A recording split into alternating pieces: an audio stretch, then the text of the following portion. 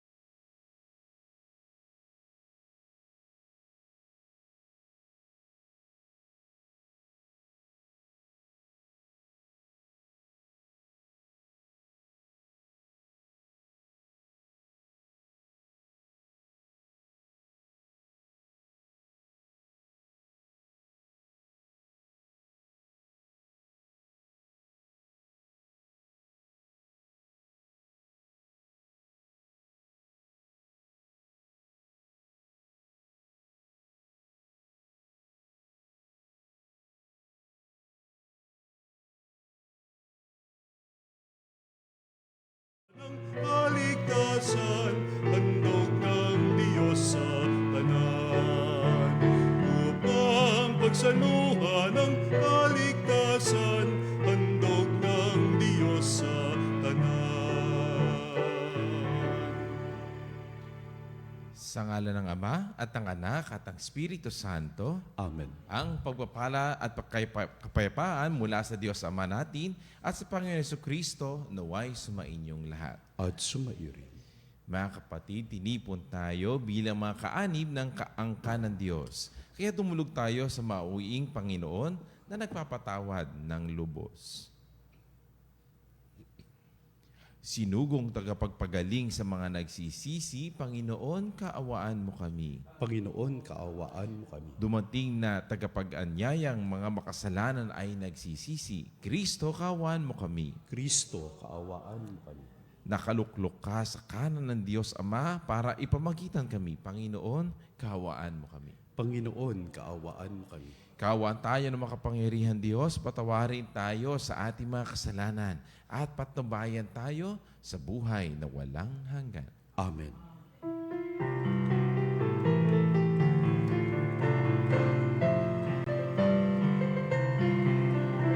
Luwalhati sa Diyos sa kaitaasan, kaloob sa lupa ay kapayapaan.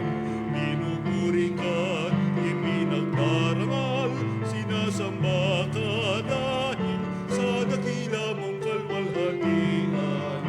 Panginoon naming Diyos,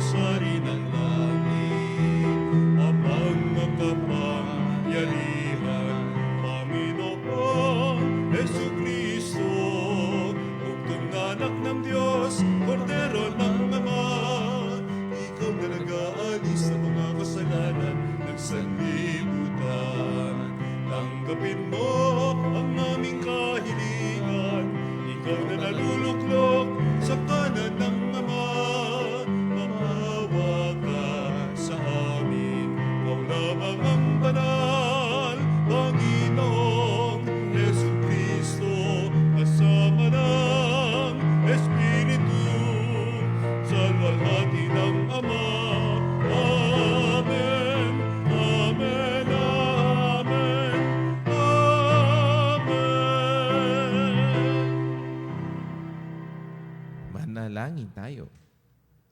Ama naming makapangyarihan, itinakda mo ang lahat ng mga utos mo ay mauwi sa pag-ibig sa iyo at sa kapwa-tao. Ipagkaloob mo sa pagtalima namin sa mga ito, kami pagintapatin mong sumapit sa buhay na walang katapusan. Sa pamamagitan ni Jesucristo kasama ng Espiritu Santo, magpa sa walang hanggan. Amen.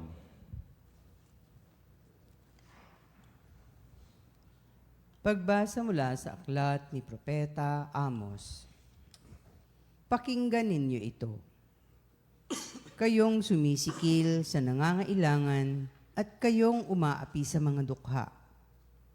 Ang sabi ninyo sa inyong sarili, inip na kaming matapos ang mga araw ng pamamahinga.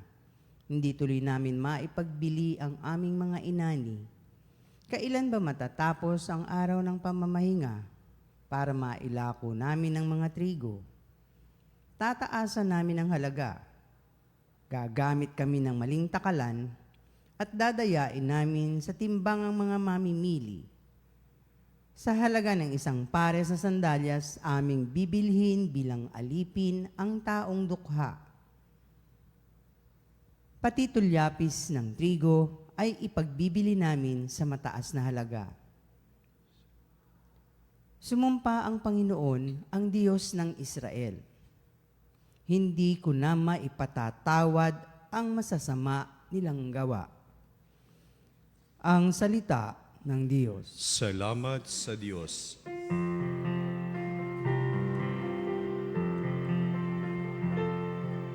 Purihin ang poong Diyos na sa dukhay nagtatampo. Purihin ang poong Diyos na sa dukhay nagtatampo. Ang puoy purihin. Dapat nang magpuri ang mga alipin, ang ngalan ng puon ay dapat purihin. Ang kanyang pangalan ay pupurihan, papurihan, magmula ngayo't magpakailanman. Purihin ang poong Diyos na sa dukhay nagtatampo. Siya'y naghahari sa lahat ng bansa, lampas pa sa langit ang pagkadakila. Walang makatulad ang Panginoong Diyos na sa kalangitan doon nakaluklok. Buhat sa itaas, siya'y tumutunghay, ang lupa at langit, kanyang minamasdan. Purihin ang poong Diyos na sa dukhay nagtatampok. Mula sa alabok, ang mga mahirap sa pagkalugami ay itinataas. Sa mga prinsipe ay isinasama, nagiging prinsipe ang mga lingkod niya. Purihin ang poong Diyos na sa dukhay nagtatampok. Purihin ang poong Diyos na sa dukhay nagtatampok.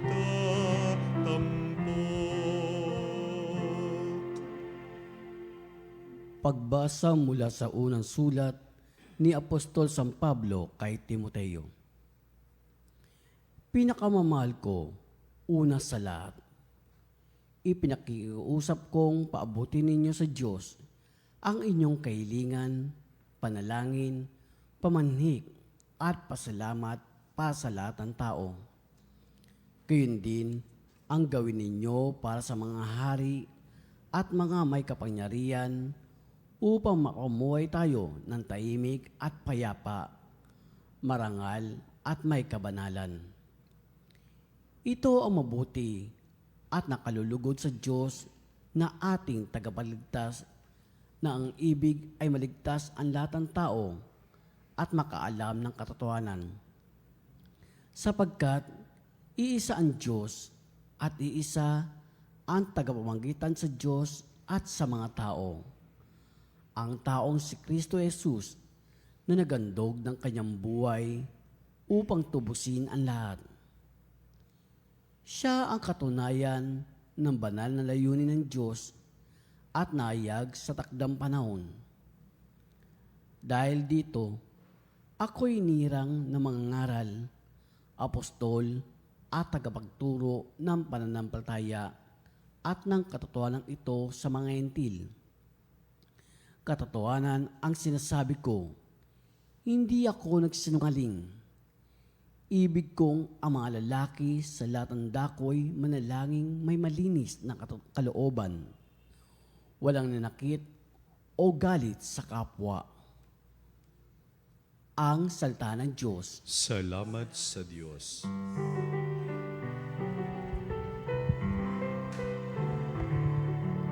Hallelujah, hallelujah, hallelujah.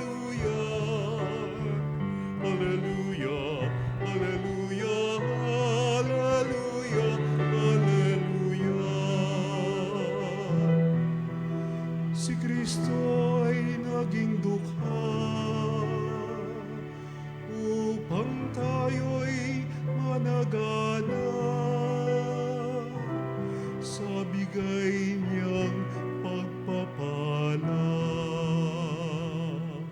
Hallelujah, hallelujah, hallelujah. Hallelujah, hallelujah, hallelujah, hallelujah.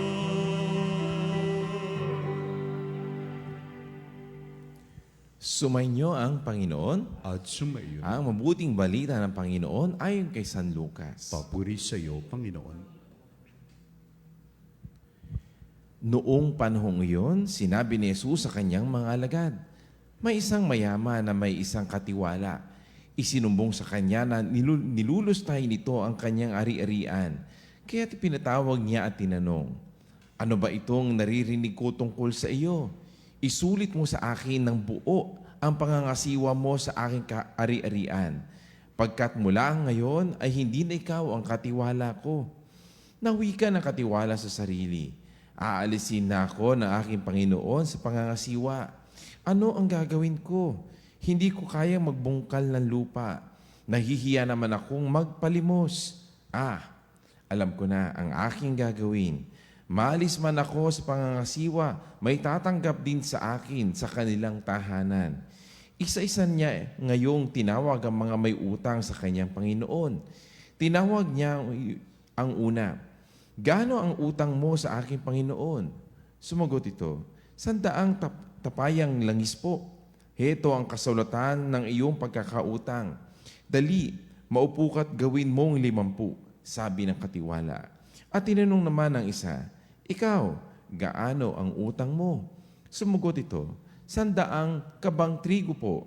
Heto ang kasulatang iyong pagkakautang, wika niya. Isulat mo 80.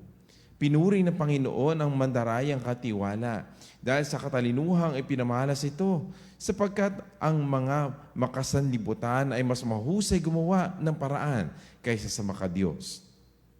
At nagpatuloy si Jesus sa pagsasalita. Kaya't sinasabi ko sa inyo, gamitin ninyo sa pagkikipagkaibigan ang kayamanan ng sanlibutan ito. Maubos man ito'y may tatanggap naman sa inyo sa tahanang walang hanggan. Ang mapagkakatiwalaan sa maliit na bagay ay mapagkakatiwalaan din sa malalaking bagay. Ang mandaraya sa maliit na bagay ay mandaraya rin sa malalaking bagay. Kung hindi kayo mapagkakatiwalaan sa mga kayamanan ng sanlibutan ito, sino ang magtitiwala sa inyo sa tunay na kayamanan?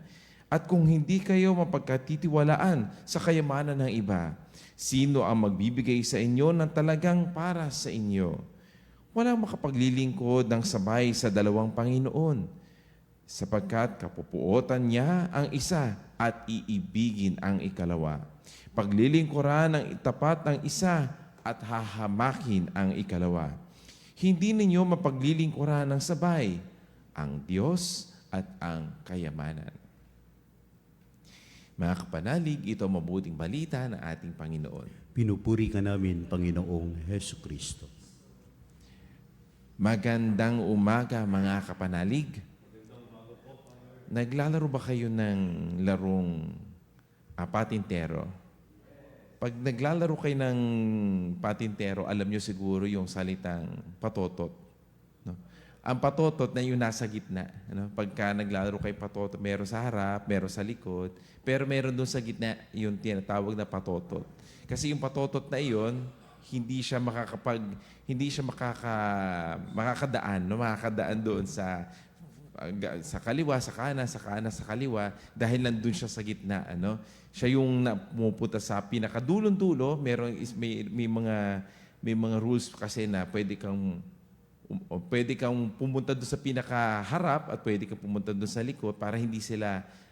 Siya yung pinakamakapangyarihan doon dahil kinukumpas niya kung ano yung nangyayari doon sa patintero. No? Kasi doon sa pinakaharap, ay ano lang siya. Kumbaga, hindi niya pinapapasok lang at hindi niya pinapalabas. Pero yung patotot, siya yung pinaka nasa gitna at siya yung pinaka malakas doon para depensahan ang ginagawa doon sa larong iyon.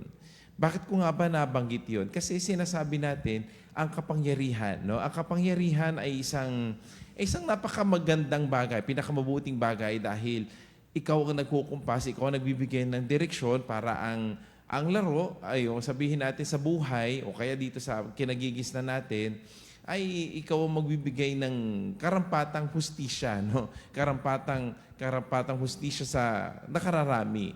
Ang kapangyarihan kasi sa Biblia o sa ganang ating tinuturo ng simbahan ay isang napakagandang bagay dahil ikaw ang magbibigay ng balanse sa lahat, no?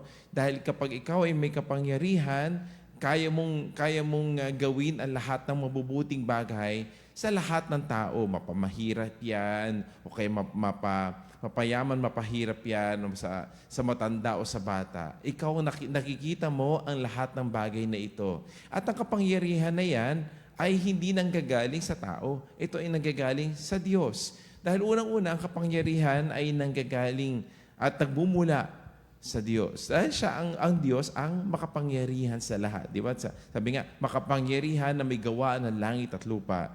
Dahil nakikita natin na ang Diyos ay may hustisya. Nakikita niya na kapag may hustisya, lahat ay may harmony, kumbaga. Lahat may order. No? Lahat ng bagay nagkakaroon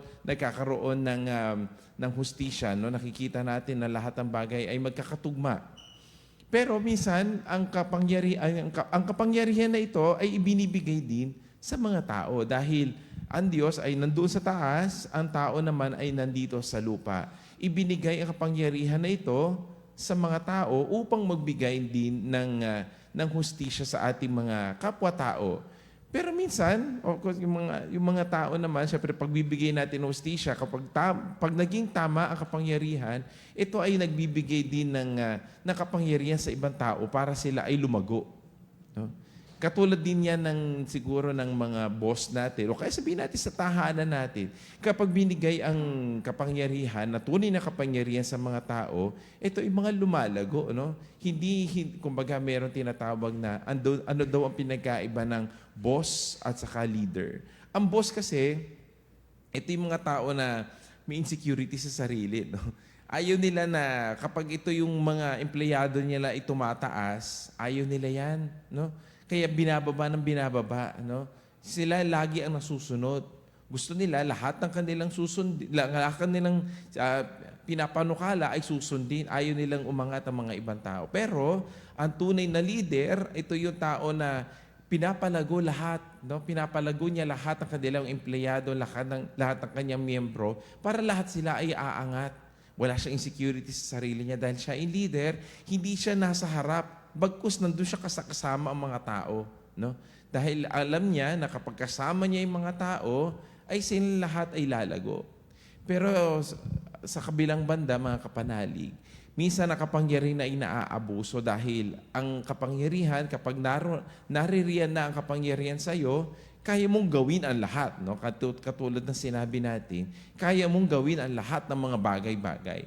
Pwede sa benepisyo ng nakararami, pero pwede rin kasi ang kapangyarihan, ang benepisyo ay nasa sa iyo.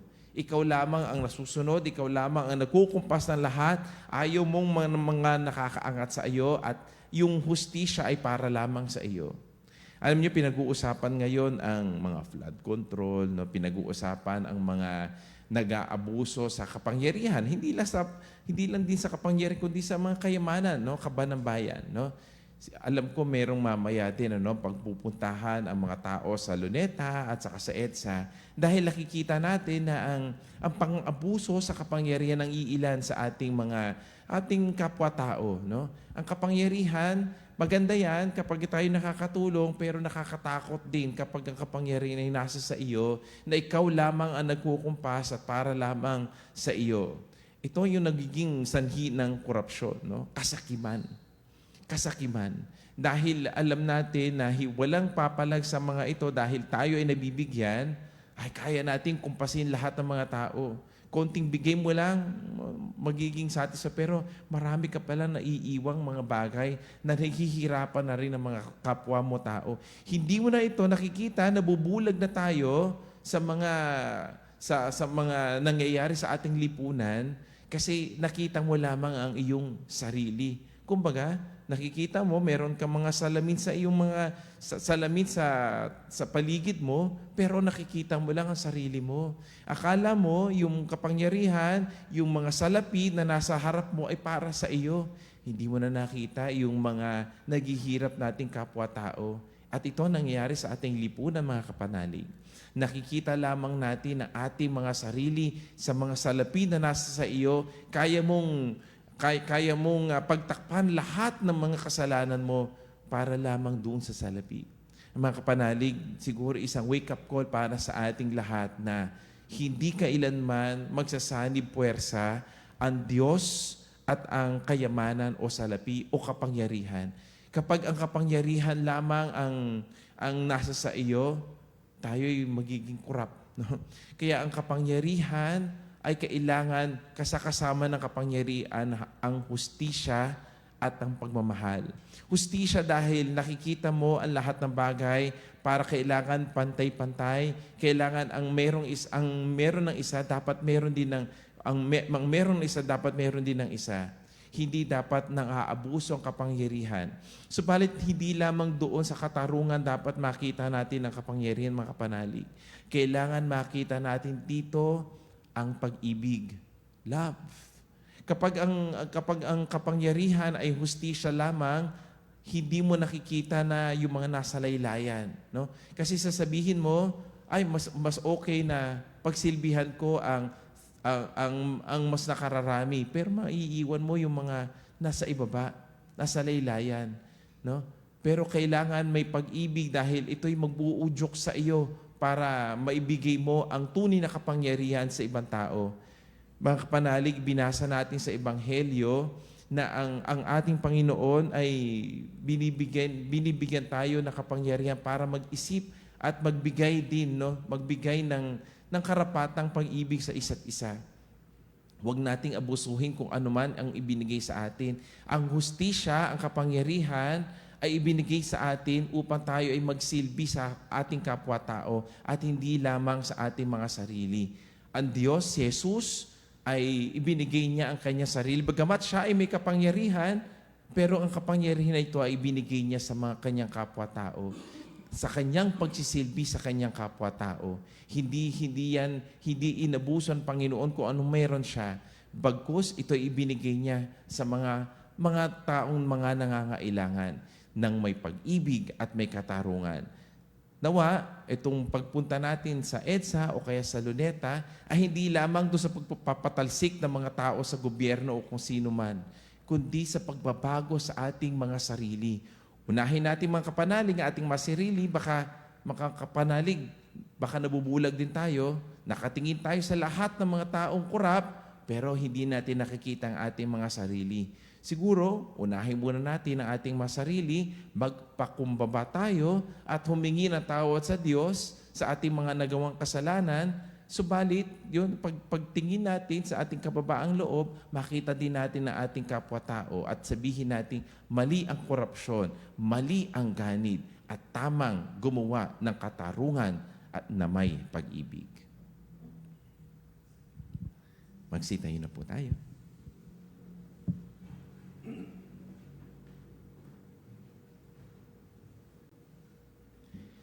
Ating ipahayag ang ating pananampalataya. Sumasampalataya ko sa Diyos amang makapangyarihan sa lahat, na may gawa ng langit at lupa. Sumasampalataya ako kay Jesucristo, iisang anak ng Diyos, Panginoon nating lahat. Nagkatawang tao siya lalang ng Espiritu Santo. Ipinanganak ni Santa Maria ang Birhen.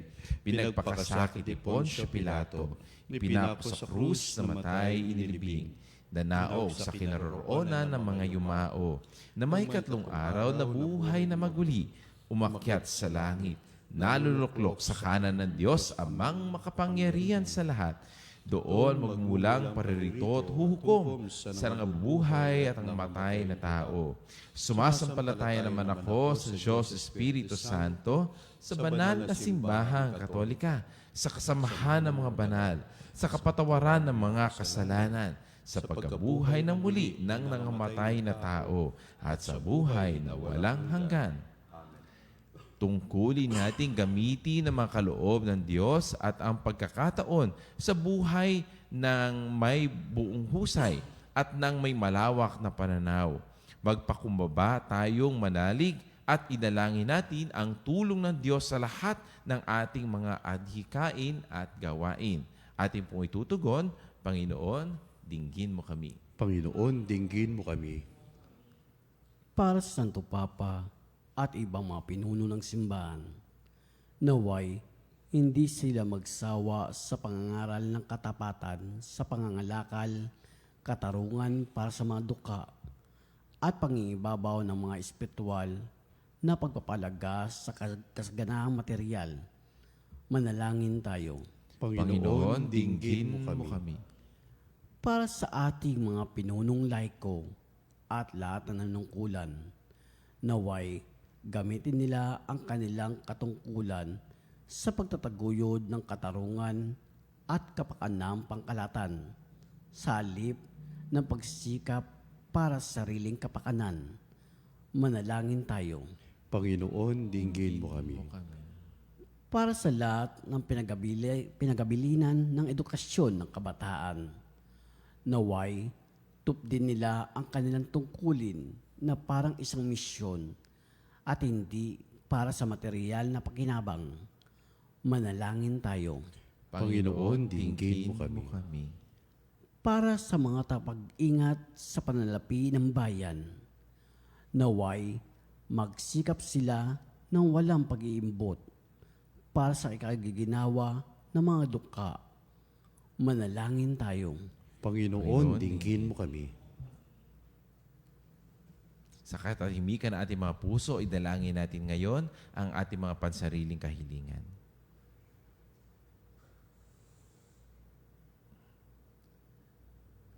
Ama, ipagkaloob mo sa aming pakikinabang mabuti ang mga pagkakataon sa buhay na ito, alang-alang sa piging na walang maliw, na inihanda mo sa langit para sa amin. Isinasamo namin ito sa ngalan ng Panginoong si Jesus. Amen. Amen.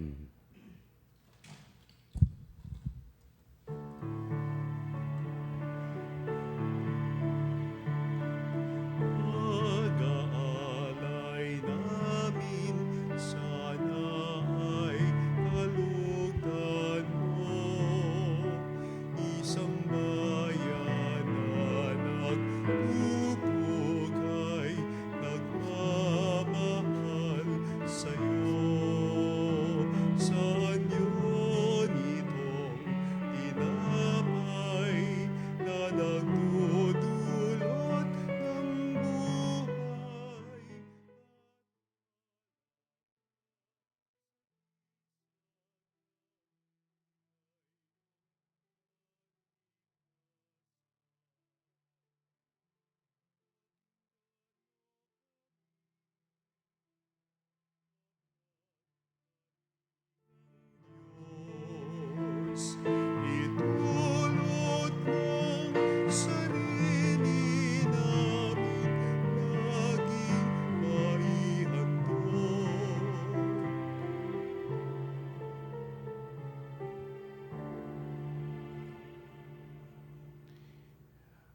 Manalangin kayo mga kapanalig upang ang paghahain natin ay kalugdan ng Diyos amang makapangyarihan. Tanggapin nawa ng Panginoon itong paghahain sa iyong mga kamay sa kapurihan niya at karangalan sa ating kapakinabangan at sa buong sambayanan niyang banal.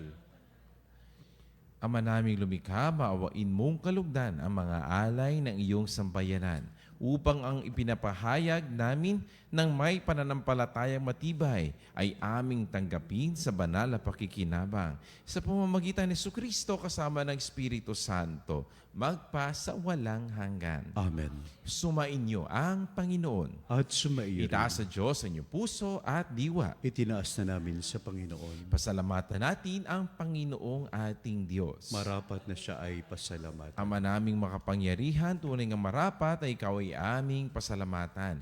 Ikaw ang lumikha sa tanan. Ikaw ang nagtakdang magkaroon ng gabi at araw, gayon din ng tag-init at tag-ulan. Ikaw ang humubog sa tao bilang iyong kawangis na mapagkakatiwala ang mga siwa sa daigdig. Ikaw ngayon pinaglilingkuran sa pagganap sa pananagutan ng iyong pinagtitiwalaan sa pamamagitan ng anak mong mahal. Kaya kaisa ng mga anghel na nagsisiawit ng papuri sa iyo nang walang humpay sa kalangitan. Kami ay nagbubunyi sa iyong kadakilaan.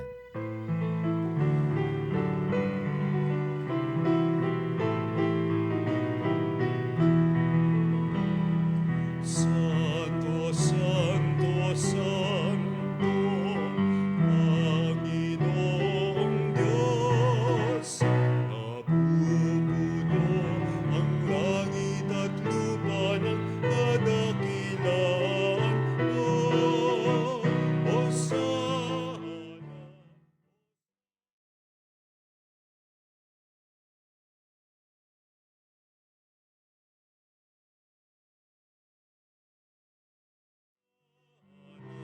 Hosana sa kaitaasan, pinagpala ang naparirito sa ngalan ng Panginoon. Hosana, Hosana, Hosana sa kaitaasan.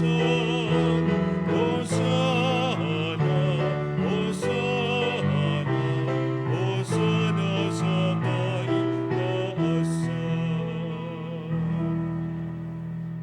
Ama naming banal, ikaw ang bukal ng tanang kabanalan. Kaya't sa pamamagitan ng iyong Espiritu, gawin mong banal ang mga kaloob na ito upang para sa aming maging katawan at dugo ng aming Panginoong Hesukristo. Bago niya pinagtiis ang kusang loob na maging handog, hinawakan niya ang tinapay, pinasalamatan kanya, pinaghahati-hati niya iyon, iniabot sa kanyang mga alagad at sinabi, tanggapin niyong lahat ito at kanin. Ito ang aking katawan na ihahandog para sa inyo.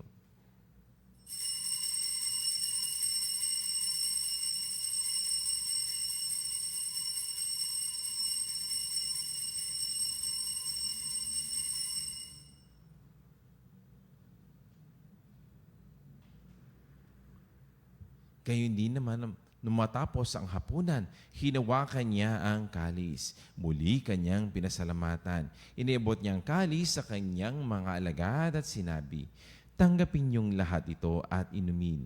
Ito ang kalis ng aking dugo, ng bago at walang hanggang tipan. Ang aking dugo na ibubuhos para sa inyo at para sa lahat sa ikapagpapatawad ng mga kasalanan. Gawin ninyo ito sa pag-aalaala sa akin.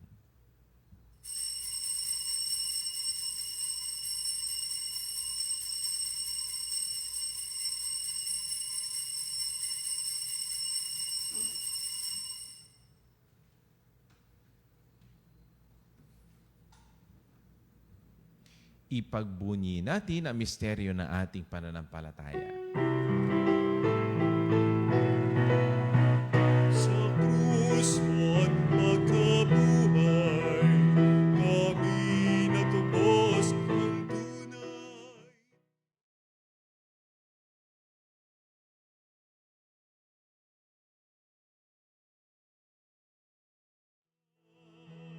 O ang Jesus,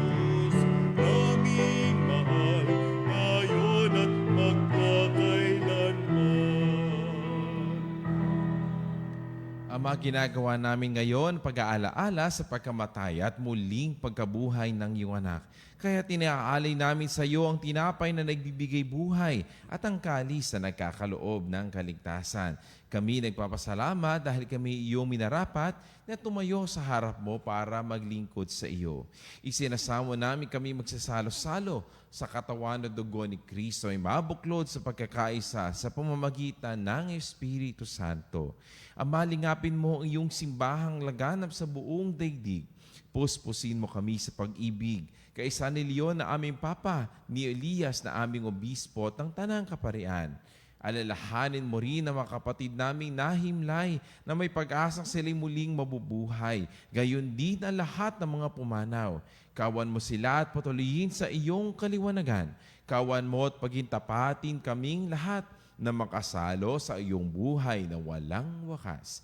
Kaisa na mahal na Birheng Maria na ina ng Diyos, kaisa ni Jose na kanyang kabiyak ng puso, kaisa ng mga apostol at ng lahat ng mga banal na namuhay dito sa daigdig ng kalugod-lugod sa iyo, may pagdiwang nawa namin ang pagpupuri sa ikararangal mo sa pamamagitan ng iyong anak na aming Panginoong Hesukristo.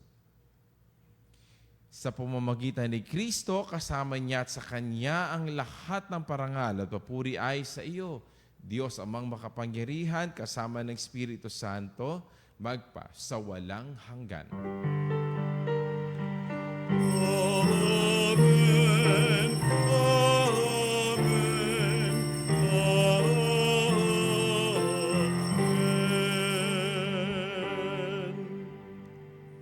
Sa tagubili naman nakagagaling na utos sa turo ng ating Panginoon, ating ipahayag ng lakas loob.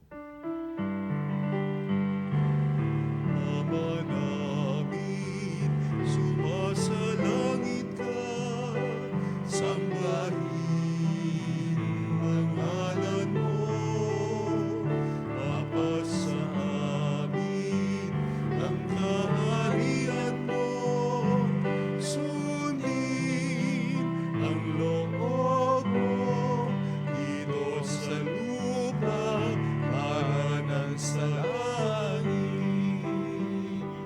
Bigyan mo kami ngayon ng aming kakanin sa araw-araw. At patawarin mo kami sa aming mga sala, para ang pagpapatawad namin sa nagkakasala sa amin. At wag mo kami ipahintulot sa tukso, at iadya mo kami sa lahat ng masama.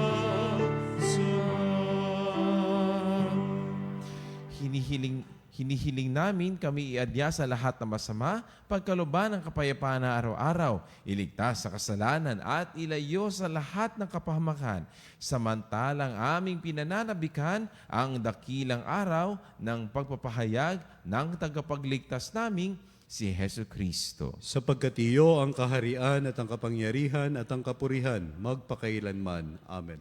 Panginoon Jesucristo, sinabi mo sa iyong mga apostol, kapayapaan ang iniiwan ko sa inyo, ang aking kapayapaan ang ibinibigay ko sa inyo.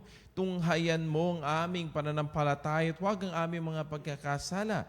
Pagkaluban mo kami ng kapayapaan at pagkakaisa ayon sa iyong kalooban, kasama ng Espiritu Santo, magpa sa walang hanggan. Amen. Ang kapayapaan ng Panginoon ay laging sumainyo. At sumayo rin. Magbigay po tayo ng kapayapaan sa isa't isa. Kapayapaan po sa inyo lahat, mga kapanalig. Kordero ng Diyos na nag-aalis ng mga kasalanan.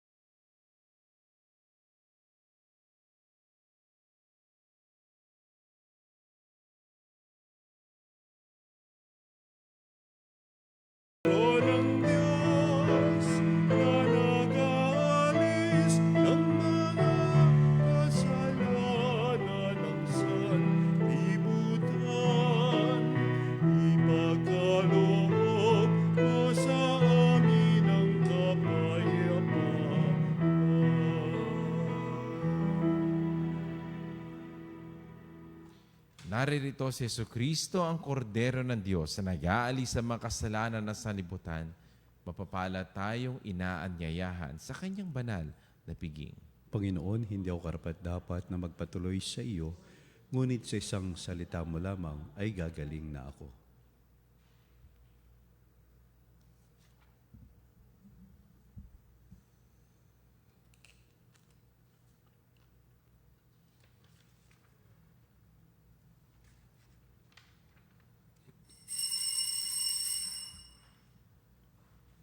Mga kapanalig, ating dasalin ang komunyong espiritual.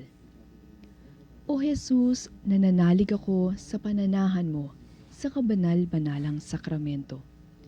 Minamahal kita higit sa lahat at hangad ka ng aking kaluluwa.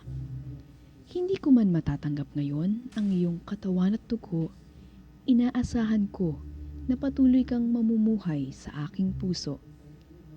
Naniniwala ako na narito ka at kaisa ka ng aking buong pagkatao. Huwag mong ipahintulot na mawalay ako sa iyo. Amen. Antipona ng pakikinabang. Panalangin sa karangalan ng Nuestro Padre Jesus Nazareno. O Jesus Nazareno, katamis-tamisan naming manunubos, sa harap mo ngayon naririto kami't nangangayupapa at nagsisisi ng taos-puso sa aming pagiging walang turing sa iyo at paglimot sa di mabilang na mga biyaya mo, lalong-lalo na yaong mahalagang biyaya ng pagtutubos. Dinaramdam namin at pinagsisisihang labis, Panginoon ko, ang pagkakasala namin sa iyo. Ikinalulungkot namin ang pagiging dahilan ng pagpapasan mo ng krus na iyan sa gitna ng mga hirap at kapaitan, hanggang sa inihandog mo ang iyong buhay sa bundok ng Kalbaryo, sa pagkaibig mo lamang na matubos kami at ang sangkatauhan mula sa sala. Pakabanalin mo, O Panginoon, ang aming pagnanais at ipagtanggap mo sa amin ang iyong biyaya. Maging tagapamagitan nawa ang iyong ina, ang kalinis-linisang Birheng Maria.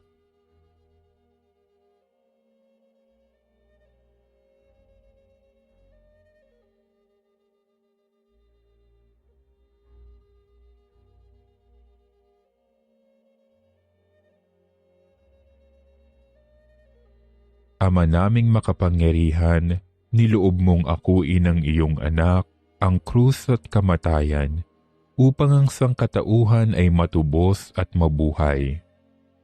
Ang pag-ako namin sa krus at kamatayan dito sa lupa, ayon sa diwa ng pagsunod sa iyong loob, na ginanap ng iyong anak, ay magpagindapat nawa naming kamtin ang lubos na katubusan at pagkabuhay sa iyong piling, sa pamamagitan ni Hesukristo, kasama ng Espiritu Santo, magpasawalang hanggan. Amen.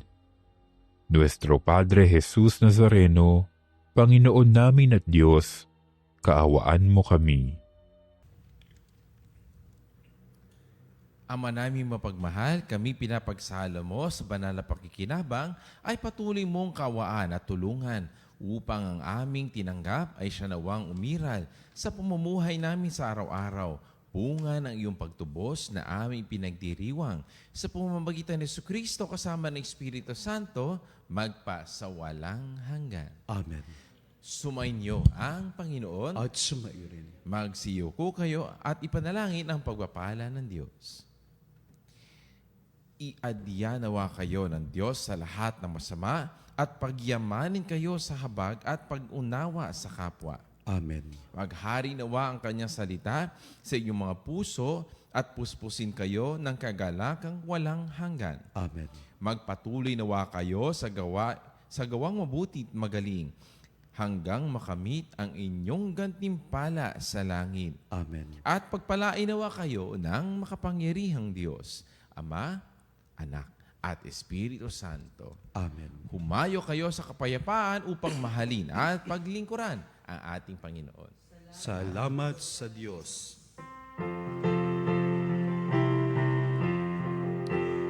Purihin po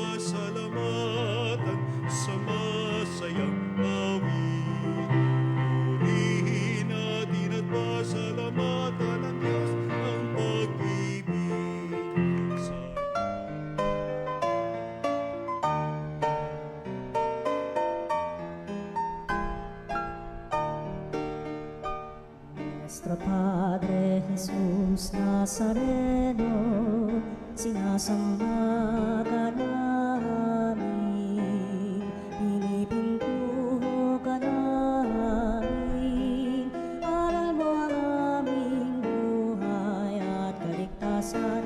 Nuestro Padre Jesus Nazareno, iligtas mo kami sa kamatayan. Ang krus mong pinamatayan ay sagisag ng aming kaligtasan.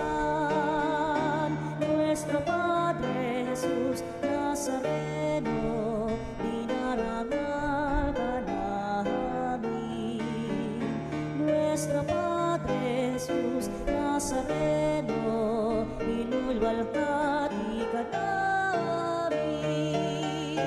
Nuestro Padre Jesus Nazareno, inarangal ka namin. Nuestro Padre Jesus Nazareno,